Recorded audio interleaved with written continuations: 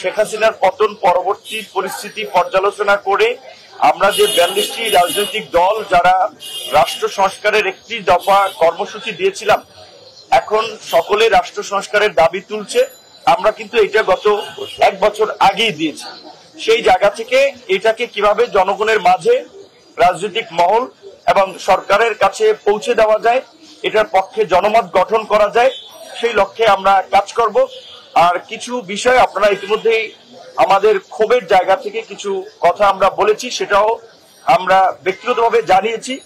তৃণমূলের 2-1টি বিচ্ছিন্ন ঘটনা, সেটি বিশেষ করে আমির খুশি সাহেব তিনি বলেছেন, বুলু ভাই সহ আরো আপনারা জানেন যে বিএনপির কোন নেতাকর্মীর বিরুদ্ধে ছোটখাটো অভিযোগ হলেও তদন্ত ছাড়াই বড় একটা অংশ নেতৃবৃন্দকে কিন্তু শাস্তিমূলক পদক্ষেপ নিয়েছে।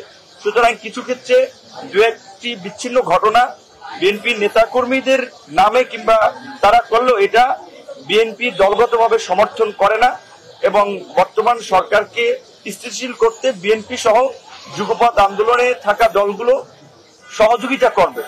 এখন এই সরকার কতদিন থাকবে সেটা নিয়ে প্রায় প্রশ্ন হয়, আলোচনা হয়েছে। সেই ক্ষেত্রে আমরাও বলেছি, যেহেতু আমরা 42টি দল এতদিন মৌলিক দাবিতে একমত হয়ে আমরা আন্দোলন করেছি, সরকারের যৌক্তিক সময়টা সেটা এই যুগপৎ আন্দোলনকারী দল বিবেচনা করবে এবং সেখানে বিএনপি সহ আমাদের অবস্থান একই লাইনে থাকবে।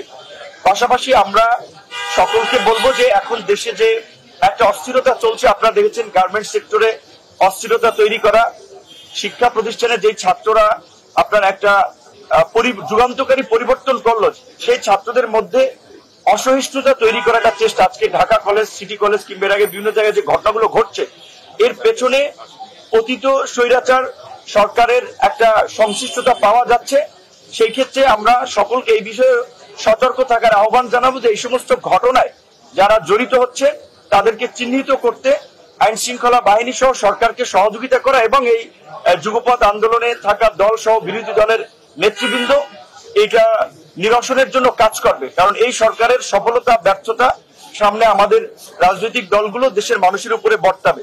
সুতরাং আমরাও চাই সরকারের সাথে আমাদের যেন কোনো দূরত্ব তৈরি না হয়, সেটা সরকারকে তার কাজের মধ্যে দিয়ে আলাপ আলোচনার মাধ্যমে পরিষ্কার করতে হবে। বিএনপি নেতৃত্ব ছিল, তাদের একটা ঘোষণা ছিল যে আমরা হাসিনা পরবর্তী নতুন বাংলাদেশ বিনির্মাণে জাতীয় সরকার করব সবাইকে নিয়ে। তো ওই ঘোষণাটা তো আমাদের সকলের এখন পর্যন্ত আছে, সামনের পরিবেশ পরিস্থিতি অনুযায়ী বাকি সিদ্ধান্ত হবে।